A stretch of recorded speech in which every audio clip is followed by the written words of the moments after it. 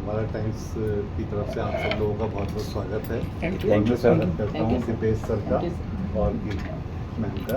आप लोगों का भी दिल्ली में स्वागत है। तो मतलब ये सब लोग सब आपसे मिलने के लिए खास तौर पे अभी पता है यहाँ पे बहुत बहुत धन्यवाद आपका। मुगल आजम प्ले तो मतलब दिल्ली वालों के लिए मतलब कोई बहुत मतलब पुराना वो रहा है, साथ रहा है, लगातार देखते रहे हैं। मगर ये है कि इतना अच्छा लगता है शायद लोगों को कि जब भी दोबारा आता है तो दोबारा देखते अच्छी बात, बहुत अच्छी बात है। आर्ट जो है पेटर्न्स के बिना आर्ट सर्वाइव नहीं करता है। जी जो प्रेक्षक है वही कला को संभालते हैं। बिल्कुल। जी जी। We agree with you. तो मैं बताना चाहूँगा आप लोगों को कि सर ने मतलब जो पहले मुगल आजम बनी थी वही सर की कंपनी ने प्रोड्यूस की थी और अभी भी इसको एक नए रूप में लाने का जो वो है वो भी सर ने इसको इस तरीके से किया। Very good. तो सर एक जुड़ाव है मतलब इससे मुगल आजम, चाहे वो पिक्चर रही हो, चाहे वो प्ले है या आगे भी कुछ परियोजनाएं हैं, तो इसकी वजह क्या मतलब मानते हैं वो बताएं। मैं ये कहूँगा ये एक ना मुगल आजम एक जज्बा है। जब शुरू में बनी थी तो उसकी बहुत लंबी कहानियाँ हैं, इतनी बड़ी कहानी तो नहीं बोल पाऊँगा, पर लेकिन अगर देखें तो बहुत बड़ी जर्नी थी इसकी और के आसिफ साहब का एक बहुत बड़ा जज्बा था। और इसको अगर मैं इसको दूसरे तरीके से कहूँ, जो आपने कहीं पढ़ा नहीं होगा कहीं, तो मैं उसको दूसरे अंदाज में कहूँ कि जो कहानी है ये it's a work of fiction और कहानी लगभग 100 साल पुरानी है। तो जब इसको लिखी गई थी कहानी और सैयद इम्तियाज़ अली ताज साहब ने, तो इसको लिखी थी ग्रैंड प्ले के फॉर्मेट में। प्ले स्क्रिप्ट देखेंगे तो पूरी थिएटर का स्क्रिप्ट है, फिल्म में देखें तो आपको थिएटर की लगेगी। जी सर। तो थिएटर की स्क्रिप्ट थी, ये बड़े उसको बिग स्केल पे थिएटर का। हाँ जी। लेकिन उस ज़माने में थिएटर में इतनी टेक्नोलॉजी नहीं थी इंडिया में। Yes sir. तो जब किया सिर्फ साहब ने देखा इस प्ले को तो उनको लगा कि ये जो सब्जेक्ट है इसका इतना बड़ा स्केल है, it deserves a cinematic platform. हाँ जी। क्योंकि उस समय सिनेमा में स्केल आ गया था। Yes, I'm sir. talking of 1930-40s के आसपास सिनेमा में स्केल आ गया था। बिल्कुल। और इस समय 30 साल तक हो गए थे इंडिया में सिनेमा के, तो सिनेमा में स्केल आ चुका था लेकिन थिएटर में स्केल नहीं आया था। तो मैंने कहा theatre will not do justice to the play, to the story. तो सी ये है स्टोरी की कहानी एक्चुअली। ये कहानी की मैं कहूँगा इसको। Yes, ठीक है, तो एक फिक्शनल स्टोरी है और एक रियलिस्टिक प्लेटफॉर्म है, उसका एक मर्जर है बेसिकली। तो जब फिल्म बनी तो उनके बहुत स्ट्रगल हैं, जो आपने पढ़ाई होगा समझेगी, और ये फिल्म एक जज्बे से बनाई और उन्होंने स्टोरी राइटर लेके आया और सब किया उन्होंने। तो अगेन चूँकि स्टोरी कहानी है तो इतना मैं कहूँगा फिल्म में 4 स्टोरी राइटर हैं। तो how do right story, it's a different way of writing story.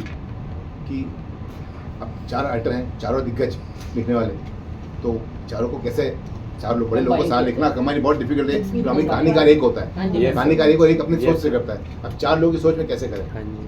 तो बोलते ठीक है आप बन जाइए सलीम, नहीं आप बन जाइए अनारकली और मैं हूँ अकबर। आप डायलॉग मारो तो अब मैं क्या मारूंगा। तो हम दोनों में कंपटीशन हो गया।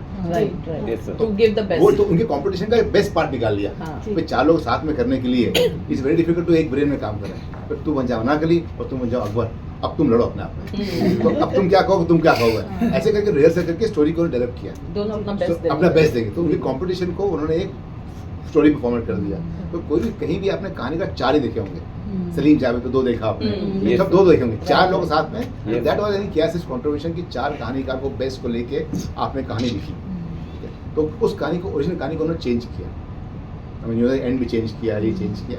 तो ये मेरा था कि एक जज्बा था, व्हाट आई एम सेइंग, जज्बा था। वो जज्बा फिल्म बनी, फिल्म में 15% कलर बन पाई क्योंकि टेक्नोलॉजी चेंज हुई वापस से। ठीक है, और अब कलर टेक्नोलॉजी आ गई। So we are theatre black and white film बड़ी स्केल की, उसमें पार्टली कलर 15% कलर। फिर उसके बाद में 2004 में तो मैं कलर किया गया था, बाद में fully colour तब तक तो मैं पहले फर्स्ट पैदा भी नहीं हुआ था। हाँ जी। कलर हुआ तो मेरे मन में आया कि अब टेक्नोलॉजी डेवलप हो गई है तो पूरी फिल्म को हम कलर कर सकते हैं। Right. जी। तो 2004 में टेक्नोलॉजी डेवलप करके जो कैसे सबका सपना था Okay. उसको फिल्म किया, पूरा किया। ये हो गया, तो भी जज्बा था भाई किसी पुरानी फिल्म को अगर आप नए में लॉन्च कर रहे हो और आप दिलीप कुमार को लॉन्च कर रहे हो शाहरुख के सामने तो पागलपनी है।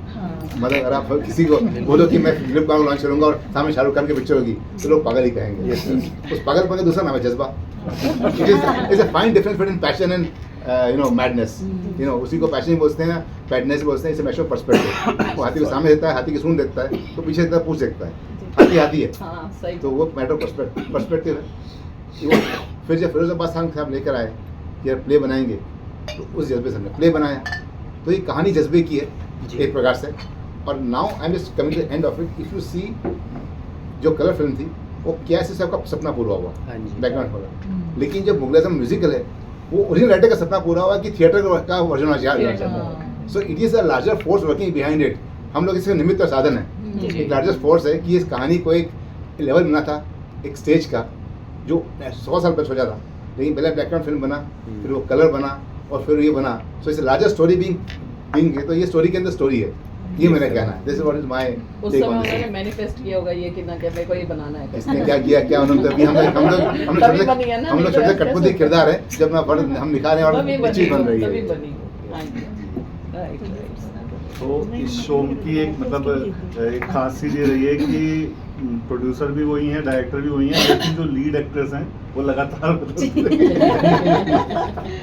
तो मैम जब आपको इसके लिए अभी ऑफर मिला तो आपका क्या रिएक्शन था? शब्दों में बयान करना बहुत डिफ़िकल्ट है, क्योंकि अनारकली जैसा किरदार मिलना मेरे ख्याल से ये ड्रीम रोल है किसी के लिए, और मेरे लिए तो कुछ ज़्यादा ही स्पेशल था बिकॉज़ ये मेरी लाइफ का पहला थिएटर है जो मैं कर रही हूँ।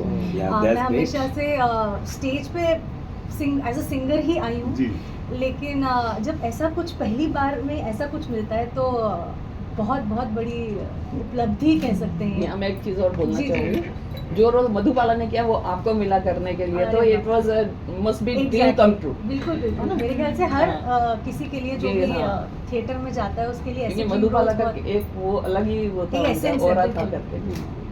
तो जाहिर सी बात है कि बहुत बहुत खुशी हुई, और मैं हमारे जो डायरेक्टर है फिरोज़ अब्बास खान जी, उनकी और सर की बहुत बहुत शुक्रगुजार हूँ कि उन्होंने इतना एक आइकॉनिक प्रोडक्शन क्रिएट किया है जो किसी का सपना हो सकता है कि उसका एक पार्ट बनना। और ये ऐसी मतलब एक ऐसा आर्ट है जिसमें मेरे ख्याल से नृत्य भी है, नाट्य भी है और संगीत भी है। तो मेरे ख्याल से ये बहुत टोटलिटी में अगर हम देखें तो ये बहुत कंप्लीट है अपने आप में। तो बहुत बहुत अच्छा लगा ऑफ कोर्स। और अनारकली जैसा किरदार जिसमें अगर आप देखें तो कितने बहुत लेयर्स हैं उस कैरेक्टर में, मतलब उसका पैशन है, वो प्रेम में है सलीम के, तो वो प्रेम भी दर्शाना है, फिर सेपरेशन भी है उनका, विरह है, और फिर बाद में जब वो अकबर का सामना करती है तो एक आक्रोश, उसमें एक रिबेलियन है। तो ऐसे सारे इमोशंस को प्ले करने मिलना मेरे ख्याल से बहुत सौभाग्य की बात है, और सौभाग्य के साथ ही बहुत चैलेंजिंग और बहुत रिस्पॉन्सिबिलिटी का भी ये रोल था। तो कोशिश की है, आई होप लोगों को पसंद आ रहा है। तो ये जैसे म्यूजिकल प्ले है, इसकी खासियत है, तो आप तो खुद क्योंकि सिंगिंग के फील्ड से जुड़ी हैं, तो मतलब इस चीज़ का क्या फिर उस पर इम्पैक्ट पड़ा, पॉजिटिव इम्पैक्ट पड़ा? देखिए एज अ सिंगर तो वो मेरा कंफर्ट जोन है जी, तो वो तो मुझे ऐसा लगा कि वो तो मैं संभाल लूँगी, लेकिन जो एक्टिंग का पार्ट था उसके लिए हमने बहुत मेहनत ली थी। काफ़ी महीने हमने इस चीज़ को रिहर्सल किया, बिकॉज़ हर एक डायलॉग, हर एक एक्सप्रेशन वो बॉडी लैंग्वेज से दर्शाना बहुत सारी चीज़ें, प्लस एक जो वॉइस मॉड्यूलेशन होता है, क्योंकि ये एक हिस्टोरिकल प्ले है, उसका एक अपना बहुत सिग्निफिकेंस रहा है। एंड प्लस मैं कहूँगी कि जो चीज़ इतनी ज़्यादा एक बेंचमार्क क्रिएट कर चुके हैं ना, उसके साथ आप गलत नहीं हो सकते। आपको मतलब उतने लेवल पे जाके मेहनत करनी ही पड़ती है, क्योंकि लोगों के साथ इतना ये रेजोनेट हुआ है ना, जनरेशन्स टू जनरेशन्स लोगों ने मुग़ल-ए-आज़म एक उनके मतलब ज़िंदगी का हिस्सा रही है, मैं ऐसा कहूँगी, बिकॉज़ वो एक लव स्टोरी है जो मेरे ख्याल से सबने एक एक्सपीरियंस की है। तो उस चीज़ को ध्यान रखते हुए हमने बहुत बहुत मेहनत की इस चीज़ पे, एंड लोगों के सामने आई है। सर आप भी कुछ कहना चाहेंगे कि आपने देखा कि पहले भी अनारकली आती है, अभी अनारकली में फिर बदलाव हुआ, फिर बदलाव हुआ, तो अभी जो लेटेस्ट जो हैं उनके बारे में आपकी मतलब क्या ओपिनियन? इसमें ऐसा है, देखिए कि जब आप एक आर्टिस्ट को देखते हैं अनारकली के रूप में और प्ले देखते हैं, फिर दूसरे आर्टिस्ट को देखते हैं, तो एक्चुअली आपको एक दूसरा वर्जन प्ले दिखता है, क्योंकि हर डायलॉग को बोलने का या किसी भी एक एक्ट को परफॉर्म करने का हर एक अपना अंदाज होता है। कोई थोड़ा फनीली कर देता है, कोई थोड़ा सीरियस कर देता है, थोड़ा सा कोई बीट मिड में करता है। So if you as a artistic person अगर उसको एनालाइज करेंगे और देखेंगे तो आपको एक डिफरेंट इमोशंस या डिफरेंट जॉय आएगा, है ना। अगर आप बारीकी से देखेंगे ना तो 3 आर्टिस्ट में देखेंगे, हर में आपको मुगल आजम अलग लगेगा। तो Yeah, उसका एक that's एडवांटेज ये है कि 3 हरा खाली हो तो एक प्रकार से 3 वर्जन मुगल आजम हुए। यू नो, से अल्टीमेटली आर्ट को प्रिजर्व किया है इन डिफरेंट फॉर्म्स, जैसे बोली है लेयर्स है, तो ये भी 3 लेयर्स है इन अ वे, है ना, तीनों का अलग अलग आप चांद दे सकते हैं। तो कई लोग ऐसे होते हैं आजकल की भी आज नेहा परफॉर्म करी, जो रास्ते में प्रियंका देखा था, अभी और प्रीति कृतिका परफॉर्म कर रही है, तो कब क्या परफॉर्म करे, लोग ऐसा भी करते हैं कि हमको इसका परफॉर्मेंस देखा तो उसका आज देखेंगे हम। तो वो भी लोगों को होता है कि यू नो, कि हर एक्टर जो है ना उसको एक नया ट्विस्ट देता है। अल्टीमेटली एक्टर भी एक्टर है ना, उसकी भी एक आइडेंटिटी है। Yes, sir. तो उसको उस आइडेंटिटी में उस कैरेक्टर को जब सम्मिलित करता है तो एक नई चीज़ उभर के आती है। तो जब आप एक्टर चेंज करते हो तो एक नई चीज़ उभरती है। So I think that's advantage of having multiple actors in our career.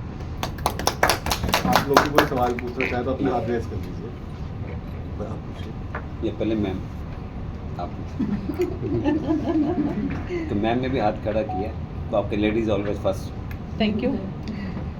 मैं ये पूछना चाहूँगी मैम से कि जैसे मैंने और सर से भी मैंने एक वीडियो देखा था कि आप लोगों ने टाइम स्क्वायर पे भी शायद परफॉर्म किया था, तो आप लोगों को कैसा लगा? मतलब जैसे आप इंडिया में जब परफॉर्म करते हैं या फॉरेन में कहीं परफॉर्म करते हैं, तो क्या डिफरेंस पाते हैं जो आपके लोग देखने आते हैं कि यहाँ ज़्यादा प्यार मिलता है, वहाँ ज़्यादा प्यार मिलता है? देखिए, मैं तो लास्ट जो मुंबई का सीज़न था वो मेरा डेब्यू सीज़न था।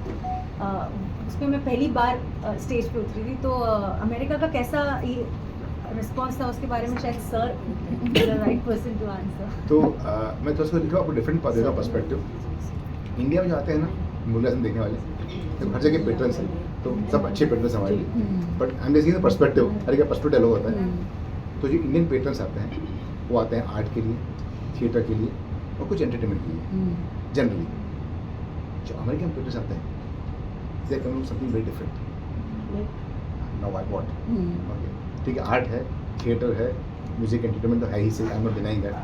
ये वन मोर बिगर एंगल। जब आपने टाइम स्क्वायर की बात कही, कि मैं वहाँ पे गुरु था और मैं उसको बहुत ही लोगों से महसूस किया और लोगों से काफ़ी लोगों से मिला मैं, और 3.5 महीने हम लोग थे वहाँ पर।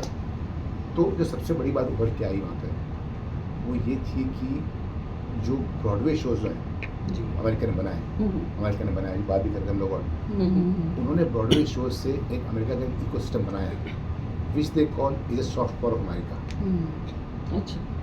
And they take pride in this thing कि हमारे पास ब्रॉडवे है, दुनिया में किसी का ब्रॉडवे नहीं है। Yeah, सिनेमा that's और लोग right. बनाते हैं, सिनेमा बहुत बनाते हैं, सिनेमा बात वही बहुत ईजी हो गया, we can make a cinema mobile phone also, आजकल आईफोन पे सिर्फ बनती है। लेकिन ब्रॉडवे म्यूजिकल है, वो आर्ट का एक्सट्रीम फॉर्म है, तो लाइव शो। उन्होंने कहा कि हमने उसको मास्टर कर लिया है, दुनिया में कोई नहीं किया है, तो they have pride in that. जब मुगल आजम वहाँ जाता है तो इंडियंस वहाँ के सोचते हैं साला अब ये हमारा ब्रॉडवे आ जी, जी, गया, जी। तुम क्या Yeah, बोलते that's हो, right. वो एक प्राइड है। बिल्कुल। तो Yes, ये जो आप बोल रहे हैं इंडिया में आर्ट देखते हैं, theatre is all fine, Indian American see for pride in India. तो जब इंडियन एम्बेसडर आते हैं, इंडियन एम्बेसडर या इंडियन यूनियन रिप्रेजेंटेटिव वहाँ पे आते हैं शो में, और जो IFS ऑफिसर वहाँ आते हैं, तो इंडियंस भी प्राइड किया ये हमारा जो है दिस इज शो, हमारा भी ब्रॉडवे है, टाइम्स पे परफॉर्म करते हैं, टाइम्स पे हमारे देश का, हमारी संस्कृति। तो ये हमारा कथक डांस देखो, आप बताइए CR Kathak dance, it is so artistic. जो क्या सो जो किसी ने देखा इधर कथक डांस पहले, थैंक यू वेरी मच, तो उसको उसके अंदर प्राइड था, बोले फर्क है। Thank you. Hello, good evening ma'am. आपसे मेरा क्वेश्चन ये है कि ये इतना स्पेक्टेकुलर वो है प्ले, और इसके लिए आपने कोई स्पेशल तैयारी की या कोई स्पेशल इसके लिए आपने रिहर्सल किए या कोई ट्रेनिंग सेशन, या आपने मधुबाला जी से कोई इंस्पिरेशन ली, या फिर इस कैरेक्टर को आपने अपने तरीके से वो किया, डेवलप किया? तो मैं ये जानना चाहूँगा। जी जी बिल्कुल, जैसे कि मैंने बताया रिहर्सल्स तो बहुत महीनों से हम लोग कर रहे थे इस रोल के लिए। और जब मैं पहली बार गई तो मुझे ऐसा बोला गया कि अगर आपने मुगल आजम देख के आए हो तो मुगल आजम को अनलर्न कर दो, हटा दो दिमाग Okay, से। भूल जाइए Because जो उसको। फिल्म का देखिए, ये अलग अलग कैनवस होते हैं। जैसे सिनेमा बनाए तो वो एक अलग प्लेटफॉर्म है, लेकिन जब हम थिएटर में कोई चीज़, जब हम स्टेज पे कर रहे हैं तो वो चीज़ बहुत अलग तरह से प्रेजेंट होनी है। तो Yeah, जो हमारे that's right. डायरेक्टर हैं उन्होंने मुझे यही कहा कि फिल्म को दिमाग से बिल्कुल हटा देना, Okay, अपने कन्विक्शन और से आपने अपना उसको एक कीर्ति मुझे देखनी है इसमें, कि अगर वो अनारकली उसके अंदर आती है तो वो क्या करती वो है। क्या करती तो सर ने एक बहुत ही उसको एक पर्सोनिफाई करके चीज़ों को अलग तरह से लाने की कोशिश की। एंड ऑफ कोर्स जो एक जो कैरेक्टर था अनारकली का, उस हिसाब से हमने आवाज़ पे बहुत काम किया कि अगर वो अलग अलग इमोशंस में बात कर रही है तो आपका voice modulation exactly voice modulation पे हमने बहुत काम किया, वो एक्सप्रेशंस जो Yeah, देने हैं that's उस पे right. काम किया है। प्लस इसमें डांसेस बहुत है तो हाँ। थोड़ा सा एक बेनिफिट मुझे ऐसा रहा कि मैं बचपन में मैं कथक सीखी थी, तो तब That's मुझे great. तब माँ बाप क्या सोच रखते हैं हमें हाँ, क्लासेस में भेजते जी, तो हमें गुस्सा आ रहा था कि सब मेरे दोस्त खेलने जा रहे हैं, और यहाँ जा रहे मैं हैं, डांस मुझे क्लास क्यों में जा ऐसे रही हूँ। उस क्लास में जा रहे हैं। Practice लेकिन अब पता चलता है कि उन चीज़ों का कितना कितना अब impact उपयोग हो होता रहा है। है। उन्हें कितना हाँ, तो उनका अब मुझे बेनिफिट जब वो सब चीज़ें करने मिली तो शायद थोड़ी सी आसान गई होंगी, मैं ऐसा कहती हूँ। तो बहुत बहुत सीखने मिला है इनफैक्ट इस सब में, और बहुत मजा आया, बहुत। Thank अब you, आपको ma'am. लगता Thank होगा you. कि अच्छा हुआ सिखाया उन्होंने। हाँ एग्जैक्टली। नमस्ते सर, मेरा नाम निखिल टंडन है सर। Thank you. मैं भी सर पिछले 10 साल से थिएटर कर रहा जी, हूँ जी। यहाँ पर दिल्ली में अस्मिता थिएटर Very ग्रुप के nice, साथ। बहुत अच्छी बात है। सर मैं ये जानना चाह रहा हूँ, जैसे मैं अभी 2-3 महीने बाद अब मुंबई जाने का सोच रहा हूँ कि 10 साल सर कम नहीं होते, तो मैं सोच रहा हूँ सर साथ साथ मैं वहाँ पे भी अपना थिएटर कंटिन्यू करता रहूँ जी कि क्योंकि मेरी प्रैक्टिस दूर ना हो जाए, क्योंकि सिनेमा में मेरे जितने भी दोस्त गए हैं सबको काम मिल रहा है, सब अच्छे तरीके से अपना डेवलप कर रहे हैं अपनी चीज़ों को। तो सर क्या आपके प्ले में या फिर कास्ट के रूप में क्या मुझे चांस मिल सकता है अगर मैं ऑडिशंस दूँ वहाँ पे धीरे धीरे कर? उनका ऑडिशन सबका स्वागत है जी, सर। डेमोक्रेटिक प्रोसेस जी। ऑडिशन आइए और अपना हुनर दिखाइए। जी, क्योंकि सर वहाँ पे भी बहुत सारे थिएटर ग्रुप्स हैं, पृथ्वी बहुत थिएटर में बहुत शशि सर का, हाँ। तो इसके लिए कैसे स्टार्ट करना होगा वहाँ, किस तरह से? तो फिरोज साहब से मिलिए, राइट पर्सन फिरोज साहब एक्चुअली। जी सर। मैं तो एक ही थिएटर बनाया है, मुगल आजम। मैं तो थिएटर एक्सपर्ट नहीं कहेंगे मुझे, जी। मेरा एक जज्बा है जो उसको मुझे इस लाइन में इस फील्ड में ले आया है। बट अदरवाइज मैंने बताया कि I am IIT and MBA, मेरा management actually, so that's it. But Firoz साहब इज राइट पर्सन, आप मुझसे बात कीजिए, डेफिनेटली गुड गाइड। अब उन्होंने देखो उनको गाइड की एक्टिंग गाइड किया, she is an actor now, so and he is a very good teacher also. Thank you sir. Please. Ma'am आप एक्टिंग कर रहे हैं, थिएटर कर रहे हैं, काफ़ी कुछ कर रहे हैं, डांस अभी आपने बताया कि कथक में सीखा, तो जो सिंगिंग का है वो 2 लाइनें इस मूवी हाँ, बिल्कुल। मैं चाहूँगी 2 लाइनें आप जरूर सुनाएं। 2 लाइनें मूवी की मैं चाहूँगी, चाहे कोई भी हो, बट वैसे तो इस फिल्म के सारे ही गाने इतने आइकॉनिक iconic और है, मतलब सही लोगों है। के दिल पे राज किए हैं सालों से, और कभी भी सुनो तो अभी भी पुराने बिल्कुल। हुए ऐसा लगता ही जब नहीं है। प्यार किया ना, बिल्कुल, और हर गाने के बाद मतलब थिएटर में चलो आपके और हर गाने के बाद मैम से जब हम सुनना परफॉर्म चाहेंगे। कर रहे हैं तो हर गाने पे वंस मोर मिल रहा है, 5-5 10 मिनट तक तालियां आ रही हैं, तो इससे ज्यादा मतलब क्या ही कहा जाए। तो वो एक अपने आप में एक्सपीरियंस है। But but हम भी मैं चाहेंगे, जानना हमें भी चाहूँगी, तालियां बजाने का आप मौका दो मिले। लाइनें, चाहे 2 लाइनें बिल्कुल, जरूर। हमें भी तालियां बजाने का मौका जी। मिले। जरूर जरूर जरूर। तो पर्दा नहीं जब कोई खुदा से, पर्दा नहीं जब कोई खुदा से, बंदों से पर्दा करना क्या जब प्यार किया तो डरना क्या? प्यार किया तो डरना क्या, जब प्यार किया तो डरना क्या, प्यार किया कोई चोरी नहीं की, छुप छुप आहे भरना क्या, जब प्यार किया तो डरना क्या, जब प्यार किया तो डरना। बहुत Very nice, बढ़िया। very nice। पर्दा नहीं जब कोई खुदा से, बंदों से पर्दा करना करना। गया। बहुत ही बढ़िया मैम। आज भी कोई प्यार करता है तो यही लाइन सबसे पहले उनके दिमाग में आती है, प्यार किया तो डरना क्या। लेकिन ये लाइन तो मुझे लगता है आजकल सभी में से, जो प्यार किया तो डरना क्या। नहीं, मुगल आजम अभी हम वही बात कर रहे थे, हर एक डायलॉग, हर एक गाने की लाइन अपने आप में बहुत लिटरेचर है, मतलब अगर आप ध्यान से देखें तो और उसमें बहुत डीप मीनिंग है। जी बिल्कुल। सर मैं आपसे भी कहूँगी कि जैसे इन्होंने बोला कि बॉम्बे आओ, बॉम्बे जाना है थिएटर के उसके ऑडिशन के लिए, तो दिल्ली में ऐसा ऑडिशन नहीं होता जहाँ थिएटर का आप जैसे आप कह रहे हैं कि मेरा एक दिल करा कि जज्बा के कि भाई मैं करूँ, तो बॉम्बे में, दिल्ली में भी सर मैं चाहूँगी कि NBT के थ्रू या कहीं भी या कैसे भी आप यहाँ पे भी ऑडिशन लें, ताकि हम भी उसमें जाके। कथक ऑडिशन में किए थे शुरू में। सर कथक नहीं आता ना, एक्टिंग का टैलेंट है, थोड़ी पतली है, मौका मिले। मतलब बात करनी आती है। तो मैं चाहूंगी चाहे नहीं, आपने NBT के बचपन through- में खूब खेले, आपने हाँ? कथक नहीं किया, आप बचपन में खेलने नहीं, गए थे, कथक नहीं आपने कथक नहीं किया। नहीं खेल भी किया, कथक नहीं आता मगर डांस बहुत अच्छा आता है, पंजाबी हिंदी कहीं भी गाने पे कराया। सर उस पर बिल्कुल, विचार जी। जी अच्छा सुझाव है, करना चाहिए, सही बात है। कीर्ति आपको मराठी आती है? मैं महाराष्ट्रियन ही हूँ। हाँ, तो या, मैं भी बिल्कुल। महाराष्ट्रियन अरे हूँ, वाह। तो जस्ट मुझे सिर्फ थोड़ा सा मराठी में बात करनी है Sure, ma'am, easy, बिल्कुल. कुछ आपका we would love to कारण have. की दिल्लीमध्ये कमीच लोकांशी मराठीमध्ये इंटरॅक्ट Correct, करायला correct. मिळतं, तर मला पहिल्यांदा असं कोणाशी बोलायला मिळतं, मला एवढं खूप छान छान वाटतं. मला वाटतंय. दिल्लीला येऊन मराठी ऐकायला मिळतं, हा, इतकं मला छान खूप छान. वाटतं. तर तू गाणं लहानपणापासून शिकवलं का डान्स सोबत तुला तुझ्या? हो म्हणजे मी नेहमीपासून गाणं शिकतच होते. अच्छा, तुला असं कधी वाटलं होतं का की तू गाण्याच्या शिवाय म्हणजे ऍक्टिंग पण करशील म्हणून? मला असं वाटतं म्हणजे मुझे ऐसा लगता है कि गाना भी अपने आप में एक एक्टिंग ही है. मतलब हम सुरों के जरिए और गायकी के जरिए एक एक्टिंग ही कर रहे होते हैं बिकॉज इमोशंस ही दिखा रहे Emotions हैं को किसी के display लिए. कर रहे हैं. तो एक्टिंग कहीं भी कम नहीं है गाने में. आणि ये ऑफकोर्स वो एक एक्टिंग का जो कीड़ा होता है बचपन में वो था और वो इस तरह से पूरा होगा ये मुझे बिल्कुल पता नहीं था. And I am very very grateful. खूप आभारी आहे मी माझ्या सगळ्या Thank you. गुरुजची आणि सगळ्यांची की ये मुझे आज तू करने- मुंबईचीच आहे का प्रॉपर? नाही वैसे तसं मी इंदोरची आहे अच्छा अच्छा. But it's been a very long time in Mumbai. अच्छा, अच्छा. मी अमरावतीची आहे. अरे वा, अरे वा. खूप छान. Amravati is not actually Maharashtra. Amravati is Vidarbha. Vidarbha. हा, या महाराष्ट्र के बाजूला. border पे.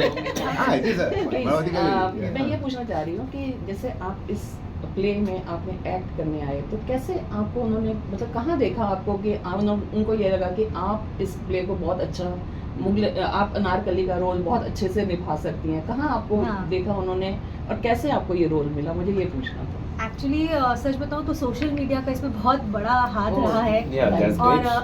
ये प्ले के जो म्यूजिक क्रिएटर हैं पीयूष कनोजिया जी, अच्छा। उन्होंने शायद किसी सोशल प्लेटफॉर्म से मेरा गाना सुना था और उन्होंने मुझे कांटेक्ट किया कि उन्होंने मुझे बताया नहीं मुगले आजम या ऐसा कुछ है. उन्होंने बोला कि कुछ एक प्रोजेक्ट है जिसमें हम किसी एक सिंगर की तलाश में हैं तो आके मिलो.